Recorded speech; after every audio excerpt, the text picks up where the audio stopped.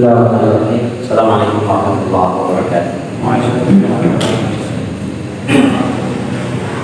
Alhamdulillah, salatu wassalamu ala rasulillah wa ala alihi wa ashabihi wa man la hawla wa la quwwata illa billah. Ma ba'd, inna asdaqal hadits kitabullah wa khairal hadi hadi Muhammadin sallallahu alaihi wasallam. Allahumma akhrijna min dhulumatil wahmi wa aftah lana abwaaba al-'ilm wa akrimna bi nuril fahmi wa sahhil akhlaqana bil hilm. Allahumma yassir wa la tu'assir fa inna taysira kulli 'asirin yasirun 'alaik. Rabbana zidna 'ilman warzuqna fahman wa atina bis salihin. Allahumma 'allimna ma yanfa'una wa anfa'na bima 'allamtana bi rahmatika ya arhamar rahimin. Hadirin sidang jamaah salat maghrib rahimakumullah. Alhamdulillah, segala puji dan puji serta syukur selalu dan senantiasa kita panjatkan kehadiran Allah Subhanahu wa taala. Mudah-mudahan kita semua selalu dalam penjagaan Allah, dilindungi dan dijauhkan dari berbagai macam mara bahaya dan musibah. Dan mudah-mudahan besok di yaumul kiamat kita termasuk orang-orang yang diselamatkan oleh Allah dari huru hara hari kiamat sehingga ditempatkan dalam surga Allah Subhanahu wa taala.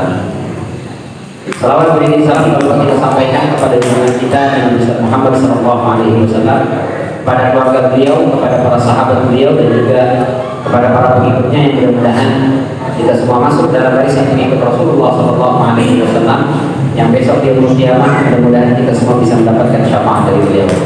Amin ya rabbal alamin. Kita masih di surat Al-Fil. Biasa kita baca dulu. A'udzu billahi minasy syaithanir rajim. A'udzu billahi Bismillahirrahmanirrahim. Bismillahirrahmanirrahim. Alam tara kaifa fa'ala rabbuka bi ashabil fil. Alam tara kaifa fa'ala rabbuka bi ashabil fil. Alam yaj'al kaidahum fi tadlil. Alam yaj'al kaidahum fi tadlil.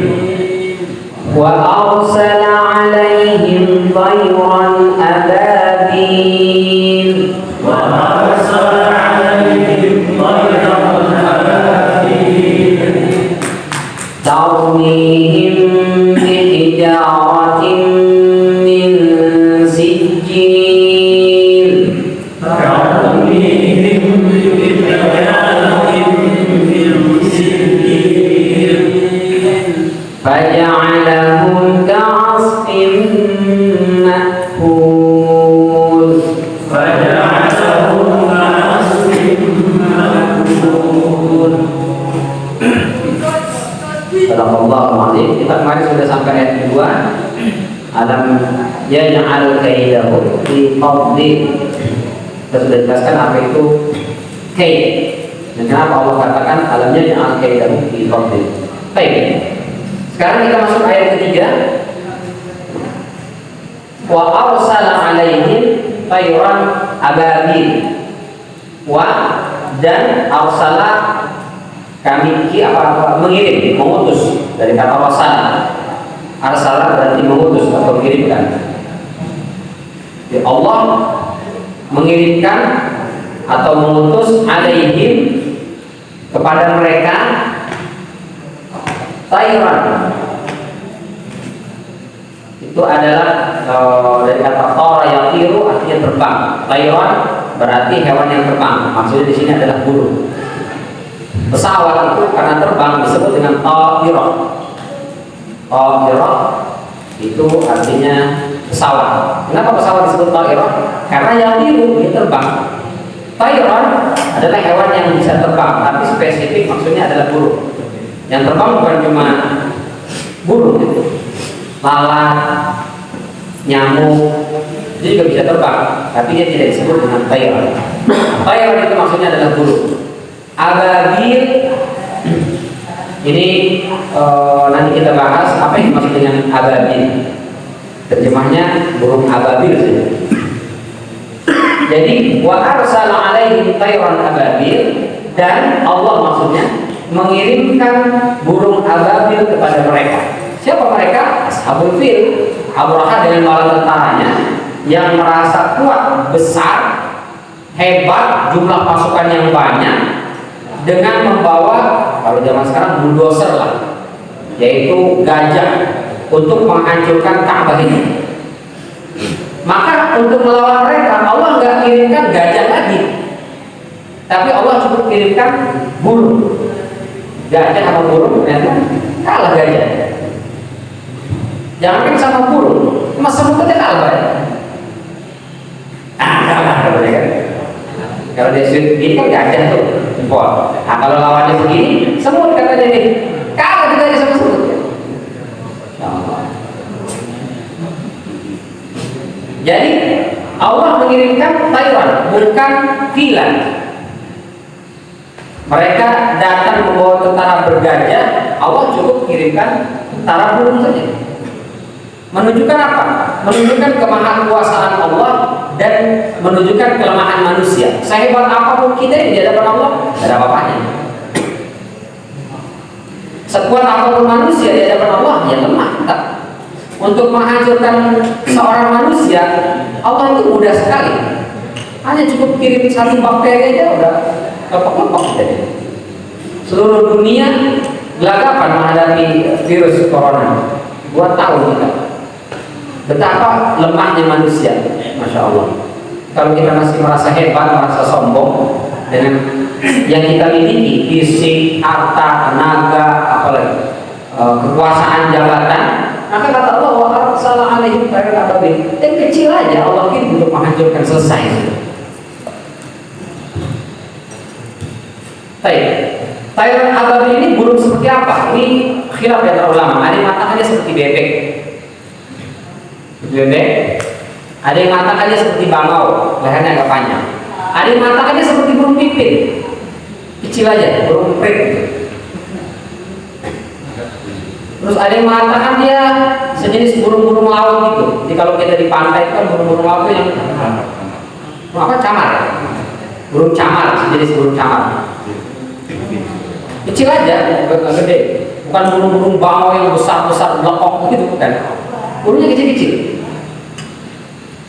Tapi ini yang saya kutip, pendapat Sa'id bin Jubair mengatakan burung itu Allah kirimkan dari langit yang tidak pernah dilihat sebelumnya dan tak pernah dilihat setelahnya. Jadi burung ababil ini udah gak ada lagi sekarang. Sebelum kejadian itu juga gak ada. Dia hanya mirip dengan burung camar, dia hanya mirip dengan sejenis bebek tapi ukurannya lebih kecil. Dia mirip dengan burung emprit itu, burung pipit. Ya, ukurannya saja dan modelnya, tapi burungnya udah gak ada lagi. Kata siapa ini? Kata Sa'id bin Jubair. Jadi burung itu nggak pernah dilihat sebelum dan setelahnya, hanya ada di situ saja, membawa batu-batu itu, setelah itu nggak ada lagi. Kata saya begitu. Jadi kalau kita mau jalan-jalan ke Mekah, saya mau lihat mana sih cucu-cucunya burung ababil yang mana ini, nggak ada. Kalau burung merpati ada.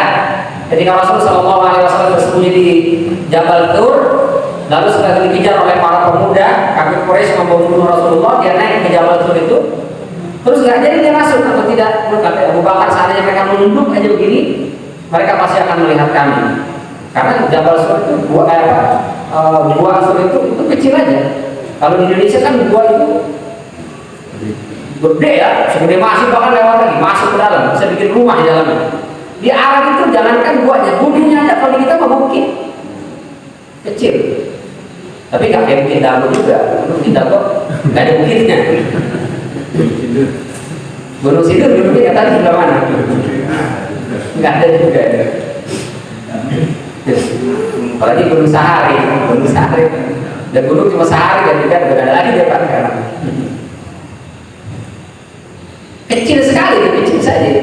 Maka kata Abu Bakar, kalau kami tidur berdua gak cukup, harus salah duduk gitu.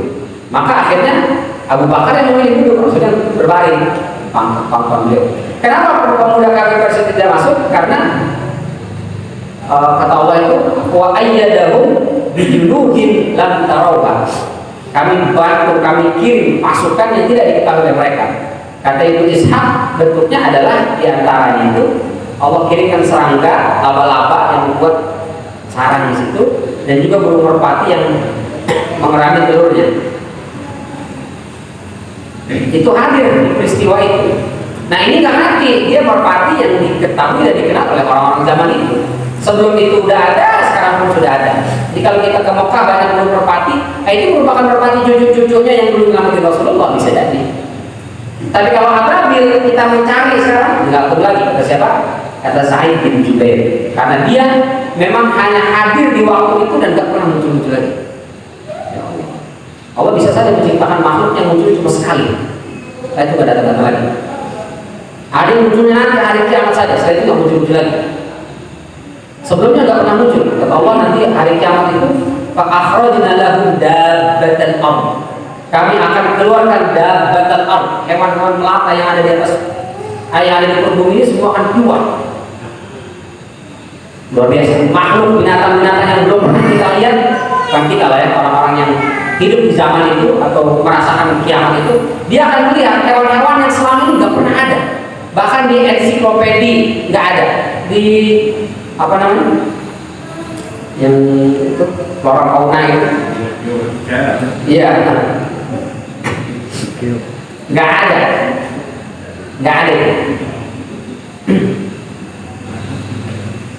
Itu banyak yang mengatakan lautan itu begitu luas, samudra itu begitu luas.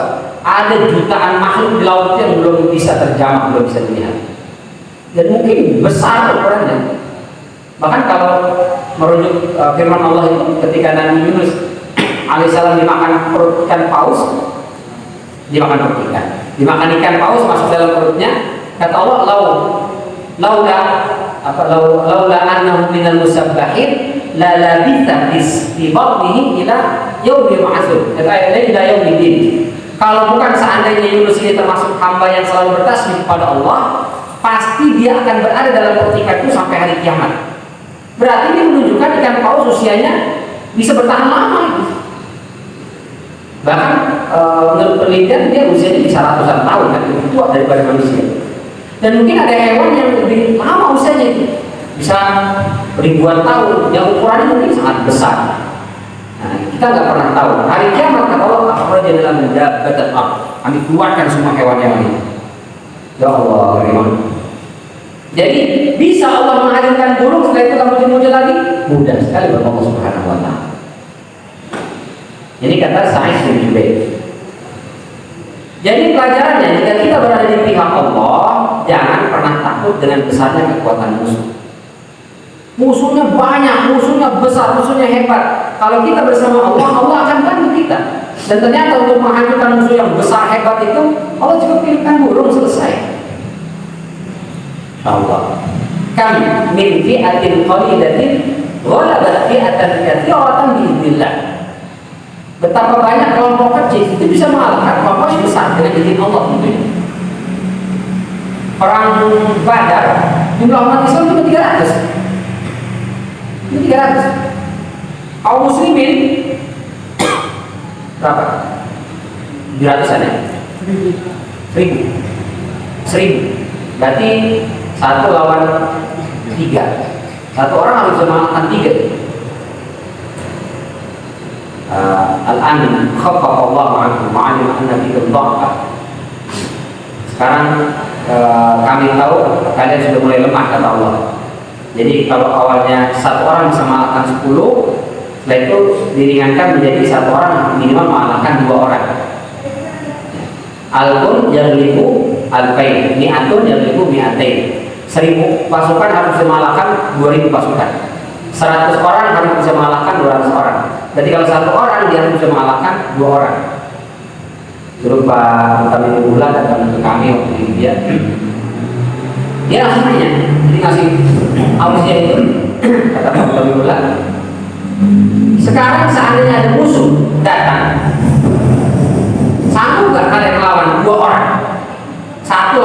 harus menang. Bisa nggak? Kalau nggak bisa, berarti belum sesuai dengan syariat agama Allah ini.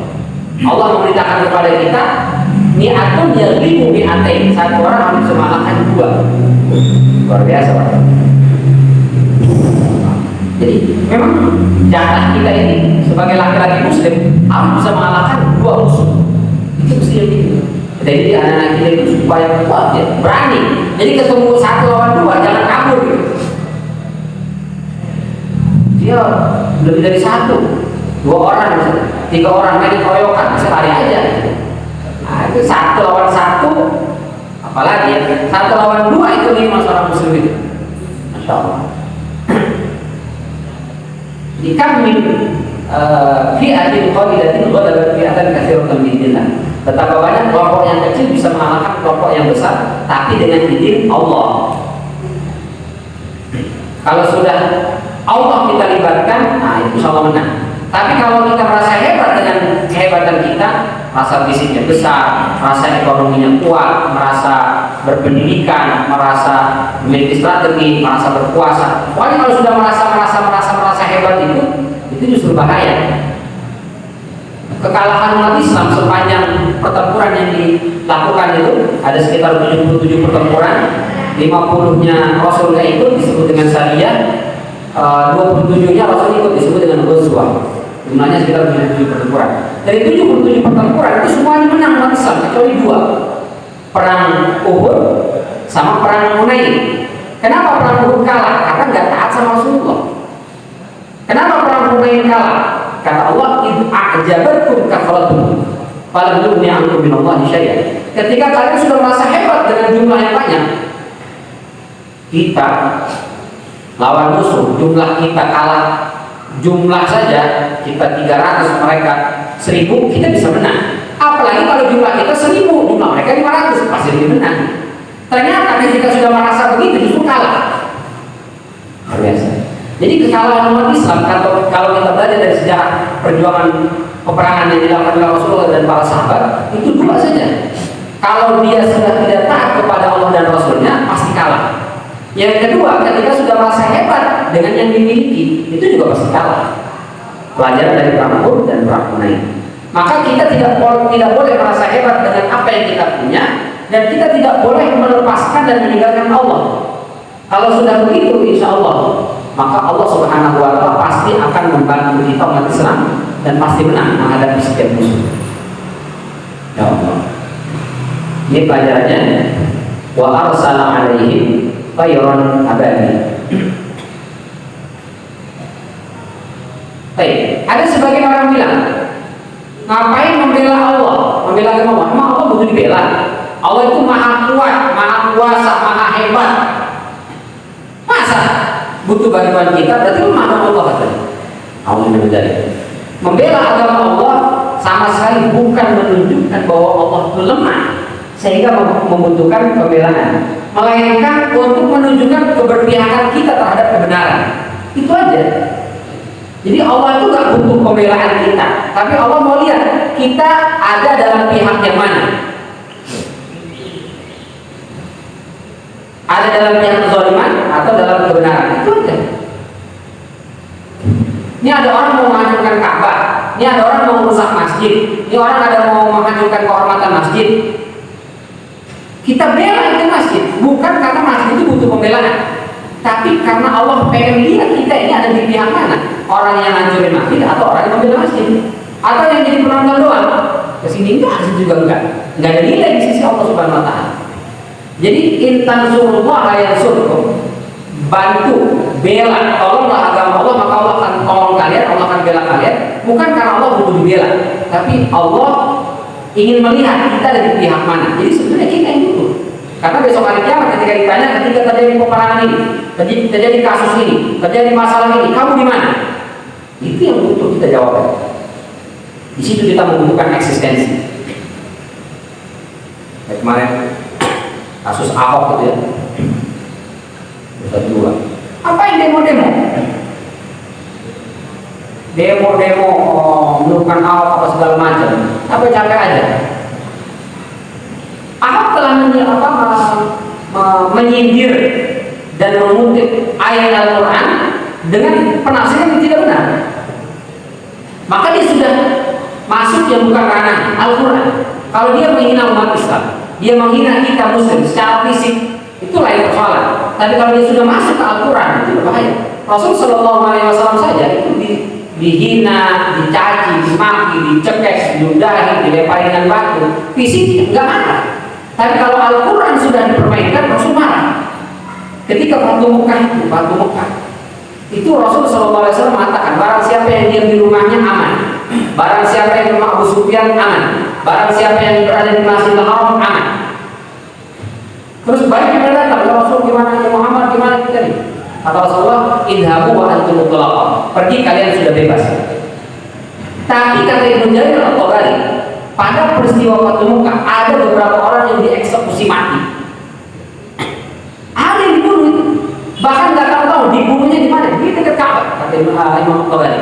Siapa mereka? Di antaranya adalah orang yang sudah melecehkan Al-Quran. Siapa itu? Abdullah bin Sa'ad bin Saraj, bin Sa'id atau bin Sa'ad Saraj. Namanya Abdullah bin Sa'ad bin Saraj. Dia ini pernah ngakunya masuk Islam. Dia bisa nulis, bisa baca gitu. Kalau Rasul sedang membacakan wahyu, ditulis oleh para sahabat, dia ikut nimbrung, ikut nulis. Rasul kan nggak bisa baca, nggak bisa tulis. Rasul cuma bilang misalnya, Tayron ababil. Ini tulis ababil. Bak pertama dikasih alif, bak kedua dikasih ya. Jadi bacanya ababil. Rasul nggak tahu gimana cara nulis ba, nulis alif, nulis ya, lam. Dia nggak tahu. Rasul SAW nggak ngerti. Karena Rasul ummi, nggak bisa baca, nggak bisa tulis. Biasanya para sahabat itu bilang, Rasul sudah tulis, oke. Rasul sudah tulis nih, oke. Nah ini Abdullah bin Sa'ad bin Saraj ini datang dia. Ya Rasul udah nih, oke. Padahal sama Abdullah bin Sa'ad bin Saraj ini diganti-ganti, dirubah-rubah. Misalnya Rasul bilang, Wallahu ghafurur rahim, sama dia syakurun alim ditulisnya. Nanti dia bilang, ya Rasul nih udah, oke.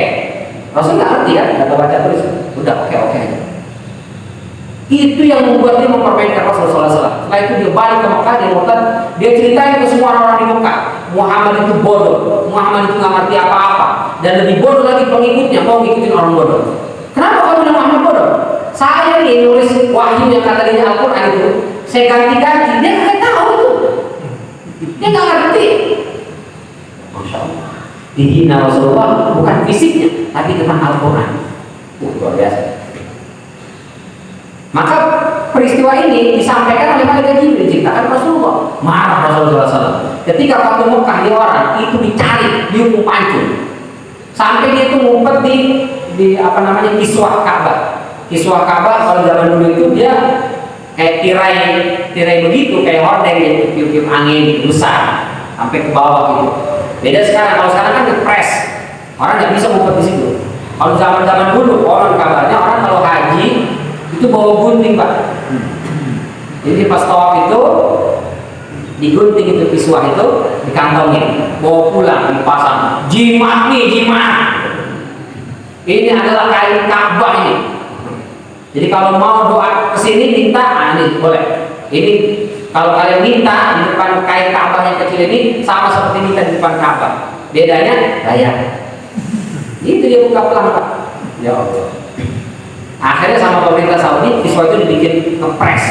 Sekarang sudah bisa digunting. Paling orang datang meluk-meluk, apalagi sekarang pemeriksaan ketat kan.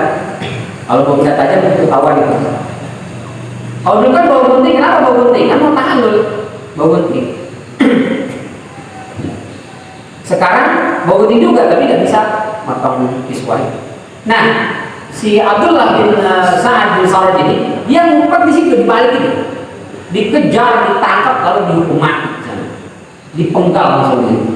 Luar biasa. Ternyata Rasulullah SAW tegas untuk mereka-mereka yang telah menghina ayat-ayat Allah, menghina Al-Quran, melecehkan Al-Quran, tegas itu dihukum mati, kata Ibnu Jarir At-Tabari. Itu bisa kita baca di tafsir surat Al-Ghasyiyah. Perkataan balad, la uqsimu bihadzal balad wa anta hillun bihadzal balad. Engkau itu hillun.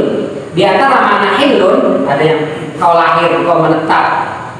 Tapi kata Ibnu Jarir At-Tabari di antara maknanya halal untukmu. Tanah haram, apa berarti tanah haram. Haram melakukan perkara-perkara yang dilarang oleh syariat. Apa itu? Gak boleh potong kuku, apalagi pakai wewangian, pakai yang bagian muhrim, bagian mahram, apa memakai pakaian ihram, muhrim memakai pakaian ihram itu dilarang memakai wewangian, potong kuku,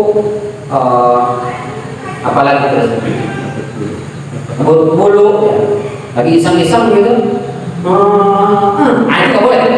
Lagi untuk ketek, pakai tidak. Bisa-bisa dia bus, bisa di bus jalan. Itu nggak boleh. Apalagi memotong tanaman, merusak tanaman, atau membunuh hewan, berburu, itu nggak boleh. Jadi binatang saja nggak boleh ditumpahkan darahnya, apalagi manusia. Maka disebut dengan tanah haram. Tapi buat Rasulullah SAW, wa anta hillun bihadzal balad. Untuk ya Rasul, pada waktu Mekah halal menumpahkan darah di sini. Nah, itu maknanya. Jadi kita membela agama Allah ini bukan karena Allah lemah untuk pembelaan, bukan. Tapi karena Allah ingin melihat kita ada di pihak mana besok hari kiamat. Makanya kita baca kisah cerita itu, ada semut, ada kodok.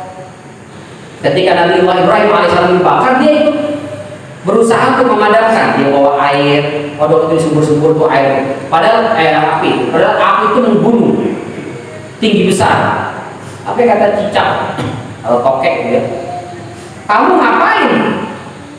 Nyembur-nyembur air ke api ini, besar air api ini. Semut juga, kamu sebut bawa air, berapa air yang di sini boleh sebut kan, untuk memadamkan api itu? Mustahil, gak bakal mati api. Apa yang kau lakukan? Apa jawab sebut dan katak itu? Dia bilang, mungkin air yang kan biasanya kalau hari Senin sama hari Kamis itu ke masjid sholat maghribnya pada semangat gitu. Datang lebih awal, kita duduk puasa kayak enggak kayak bukan kita duduk aja di situ, bagian itu buka puasa. Cuman kan biasanya roti kurma sama zabadi. Nggak ada bakwan, tahu, lontong nggak ada. Jadi pada satu itu masya Allah. Tapi orang ngasih kita makan segala macam, minuman apa lagi, masya Allah, luar biasa. Itu apa? Hanya untuk menunjukkan keberpihakan. Saya nggak bisa teriak, saya nggak bisa orasi, saya bisa apa-apain. Nah, saya punya lontong nih, bapak. Ini saya punya aqua, ini saya punya roti, ini saya punya kue. Itu semuanya, masya Allah, dahsyat luar biasa. Hanya untuk menunjukkan ini keberpihakan kita. Ada kebenaran. Nggak seberapa, yang kita berikan nggak ada apa-apanya, tidak seberapa. Tapi kita ingin menunjukkan saya berpihak kepada kebenaran. Itu yang akan menyelamatkan kita besok hari kiamat. Jadi ini menunjukkan pentingnya persatuan dalam memperjuangkan nilai-nilai agama. Karena kalau sendiri-sendiri berat, kalau bareng-bareng insya Allah lebih ringan. Terus kita sudah berjuang, sudah berpihak, tapi enggak juga. Maka setelah itu kalau kesewenangan terjadi, maka Allah akan mengirimkan makhluknya untuk memberikan peringatan. Jadi kalau orang sudah demo, orang sudah berjuang, orang sudah teriak-teriak enggak didengar, maka akhirnya Allah akan kirimkan makhluknya yang lain untuk ingetin orang-orang yang susah diingetin itu. Apa makhluk Allah? Yang macam-macam. Bisa gempa, banjir, longsor, api, bakaran, bencana, musibah. Ya mungkin diantaranya virus. Allah Alam. Yang jelas kalau kesewenangan terjadi, manusia sudah nggak bisa mengatasinya, maka Allah akan kirimkan makhluk untuk menyelesaikan masalah itu. Ini Abraham dengan tentara memancurkan Ka'bah. Orang udah nggak bisa di situ. Abdul Muthalib sudah angkat tangan sama dengan warga masyarakat Mekah itu sudah angkat tangan, nggak bisa melawan itu. Sampai kata Abdul Muthalib, kalau kau berurusan dengan Ka'bah, kau berurusan dengan Tuhan sang pemilik Ka'bah. Aku berlepas diri. Maka Allah Subhanahu wa Ta'ala yang mengirimkan makhluknya. Apa makhluk yang dikirimkan? Burung ternyata. Tapi nggak sembarang burung, karena burung ini bisa mendatangkan bencana. Sekarang bisa dikirimkan virus, itu sembarang virus. Kita sebenarnya tiap hari ketemu virus kan, virus bakteri banyak sekali dari kiriman kita. Tapi ternyata virus corona beda dari virus yang lain, bisa mematikan. Boleh jadi, karena sudah banyak orang yang menasihati, mengingatkan, tapi banyak yang tutup mata, tutup telinga. Maka Allah kirimkan makhluknya misalnya. Baik. Apa makna ababil? Wa arsala alaihim tayran ababil. Ababil ini mayoritas ulama mengatakan dia bukan bahasa Arab. Ababil bukan bahasa Arab. Kalau tayran dari kata tara yatiru tayran, artinya terbang. Kalau ababil, apakah katanya ini? Abala, ababal, atau babala, dia bukan dari bahasa Arab. Apa maknanya? Kata Hasan Al-Basri dan juga Imam Taus, ababil artinya kathira. Jadi wa arsala alaihim tayran ababil, itu artinya kata Hasan Al-Basri, kami kirimkan, atau Allah mengirimkan burung dengan jumlah yang sangat banyak. Banyak sekali. Dan memang kita temukan ya, banyak sekali burung itu suka terbang itu bergerombol banyak, dengan jumlah banyak. Cuma biasanya kalau burung terbang dengan jumlah yang banyak itu biasanya ada sesuatu, ada something, ada bencana, atau di sana sudah kekeringan maka sini hijrah, di sana mau mencair maka dia terbang. Itu dengan jumlah yang banyak. Kalau yang jumlahnya sedikit ya biasanya tidak. Nah ini karena dia membawa bencana dan musibah, maka kata Hasan Al-Basri, ababil artinya al-kathira, jadi burung yang sangat banyak. Yang kedua, kata Imam Mujahid dan Ibnu Abbas radhiyallahu anhu, arti ababil al-mutatabi'ah allati yatba'u ba'daha ba'dha. Itu artinya dia datang segerombolan, datang lagi, nggak habis-habis. Itu maknanya. Kalau katsirah yang pertama itu datang langsung grup banyak. Kalau mutatabi'ah itu kalau kayak hujan itu turun, datang lagi, hujan lagi terus gitu. Nah, itu maknanya. Jadi burung ababil itu datang segerombolan, datang lagi, nyusul lagi, datang lagi, habis-habis, ada terus. Itu yang membuat pasukan Abraha kalang kabut, tarik di mana-mana. Lalu mereka melihat burung, segerombolan burung, tiba-tiba burung itu melempari mereka dengan batu-batu. Saya itu datang lagi burung yang lain, lempar dengan batu lagi. Tarmih bihijaratan bisijil. Itu setiap burung membawa 3 kerikil batu, diparing di cengkraman kaki kanannya dan di cengkraman kaki kirinya. 3 aja dilempar. Dan setiap kali melempar itu nggak ada yang meleset. Itu semua kena. Gimana ya? Pakai remote control dari mana? Burung lempar. Burung kan cuma jatuhin dong bisanya. Emang ada burung? Nggak ada kan? Nggak ada burung bisa gitu. Dari paruhnya gimana dia cara menembakkan itu? Itu semua adalah Allah Subhanahu wa Ta'ala yang mengendalikan. Kalau bukan, mustahil terjadi. Pertama lihat banyak berkumpul. Wah, burung apa nih lempar dengan batu? Cuma pikir. Tapi ternyata menancap di badannya. Itu dia seperti ular yang memakan daun itu dia. Terus berjalan, lama-lama habis 3 tulang-tulang. Terus ke sini, itu menjerit, sakitnya luar biasa, badannya hancur, sisa tulangnya saja. Kayak orang nyebrang sungai, di sungai itu ada ikan piratanya itu. Dia masukkan kaki, dimakan ikan kecil-kecil, begitu diangkat, tinggal tulang saja, sama darah-darah itu, wah menjerit-jerit orang sakit. Begitu kira-kira gambarannya. Lalu nggak selesai, datang lagi burung lagi, lemparin lagi, begitu lagi, sehingga itu sangat mencekam dan menakutkan. Sudah jadi. Itu kata Ibnu Abbas dan Imam Mujahid. Jadi maknanya al-mutatabi'ah allati yatba'u ba'daha ba'dha. Kalau Ibnu Mas'ud dan Imam Akhbash mengatakan al-mutafarriqah, itu tidak dari satu arah, dari sini, dari sana, banyak itu dan berbagai macam arah. Jadi lari ke sini ada, lari ke sana ada di sana, lari ke sana ada di sana. Jadi kemanapun mereka Abraha dan bala tentaranya lari, itu ada burung di hadapannya yang melemparkan mereka dari batu-batu kerikil. Ya Allah, dikepung dari berbagai macam arah. Karena mereka punya niat mengepung Ka'bah, maka Allah balas dengan Allah kepung mereka dengan beberapa atau dengan tentara burung tadi melempar. Nah itu kata Ibnu Mas'ud dan juga Imam Akhbash. Jadi al-mutafarriqah min hahuna wa hahuna. Burung itu datang dari berbagai arah, dari kanan, dari depan, dari belakang, dari samping sini, dari samping semuanya. Kemana pun mereka lari, pasti akan dilempari dengan batu itu. Ya Allah.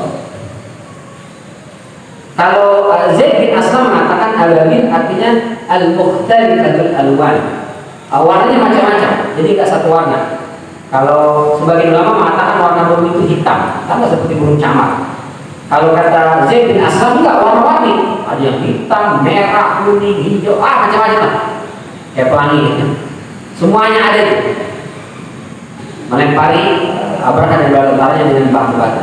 Ya Allah. Yang terakhir, Abu Saleh dan juga Imam Attar mengatakan antakuna jam'an ba'da jam'in. Nah ini hampir mirip dengan Ibnu Abbas. Jadi burung itu dia gerombol-gerombol. Jadi nggak satu gerombolan.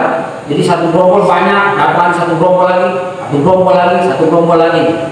Meskipun datangnya bisa dari satu arah, bisa dari berbagai macam arah, yang jelas begitu banyak burung yang muncul di situ. Sampai langit itu menjadi gelap. Ya Allah, serem, ngeri sekali. Kita nggak pernah tahu ya, makhluk Allah yang kelihatannya kecil sederhana, tapi ternyata kalau sudah datang memberikan bencana kiriman dari Allah Subhanahu Wa Taala, dia akan terlihat menyeramkan.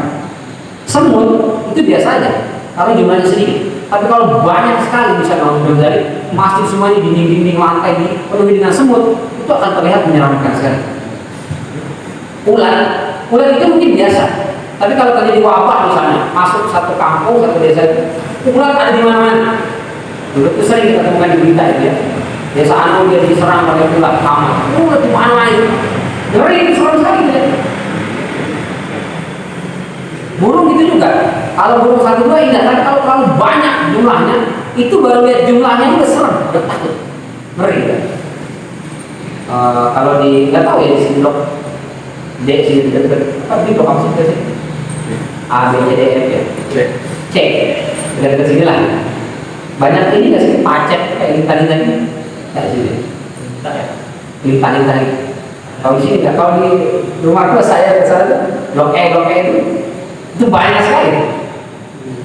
Di F ada juga itu Pak di sana, kan? Azab kan, azab. Itu kalau kanan. Dia nggak ada. Mungkin kalau cuma satu biasa ya. Kadang-kadang datangnya 5, 6, itu melihatnya udah serem kita. Dia sih nggak, kayaknya sih nggak bahaya, sebenarnya sih nggak bahaya. Tapi sering banyak itu. Mulai kalau hujan gini nih, itu pada keluar semua tuh. Kalau jumlahnya satu, kita ambil kita buang saja. Tapi kalau banyak, itu banyaknya itu bikin serem, ngeri. Jadi sesuatu yang kelihatan tidak bahaya, makhluk Allah ini. Tapi kalau datang dengan jumlah yang banyak, itu menjadi bahaya. Bahkan sebelum dia membahayakan, kita sudah takut duluan. Itu kata Imam Atha dan juga Abu Saleh. Jadi burung itu datang dalam jam'an ba'da jam'in, dalam jumlah yang besar dan banyak, sehingga melihatnya aja orang takut. Ya Allah, terima kasih. Wa arsala alaihim tayran kababil. Betapa Allah mengirimkan burung ini sebelum melempari mereka dengan batu saja, dari jumlahnya, cara datangnya itu sudah mencekam, menakutkan. Air itu kalau jumlahnya sedikit ya berguna, kita mau. Tapi kalau jumlahnya banyak, serem. Semalam itu dekat tidur Pak Haji ya. Waduh, kali udah naik 3 sejengkal lagi nih. Kalau jumlahnya banyak, ada serem kita, dekat nih. Waduh, naik apa enggak nih? Api itu juga, api itu kalau jumlahnya sedikit, ya berguna buat menghangatkan, buat masak, buat memanaskan sesuatu. Tapi kalau jumlahnya banyak, ngeri itu. Di rumah ada api, oh ya api kompor kan. Kalau jumlahnya banyak, berarti kebakaran itu. Bahaya. Ya Allah. Nah itu diantara mana? Wa arsala alaihim tayran ababil. Ini beberapa mana ababil yang saya kutip dari Al-Mawardi dalam menentukan uang beliau. Baik, sampai sini ada yang ditanyakan, pertama akan teruskan. Ya.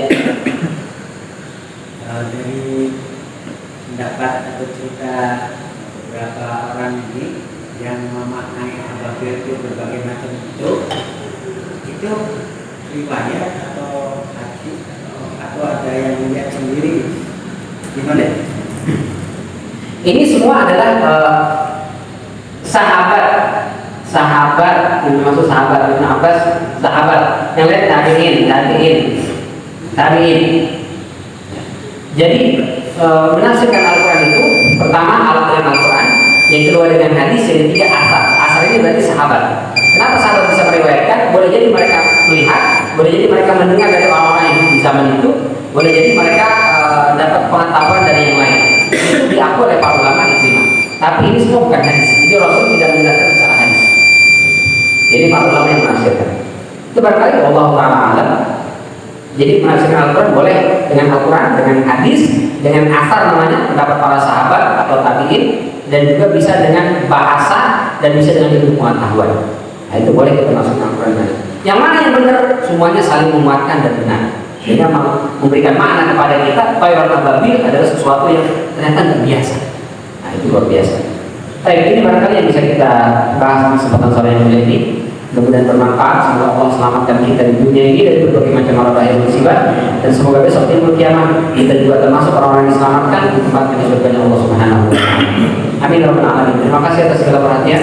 Mohon maaf kalau ada kekeliruan dan kekurangan. Kita tutup dengan hamdalah dari kafatul majlis.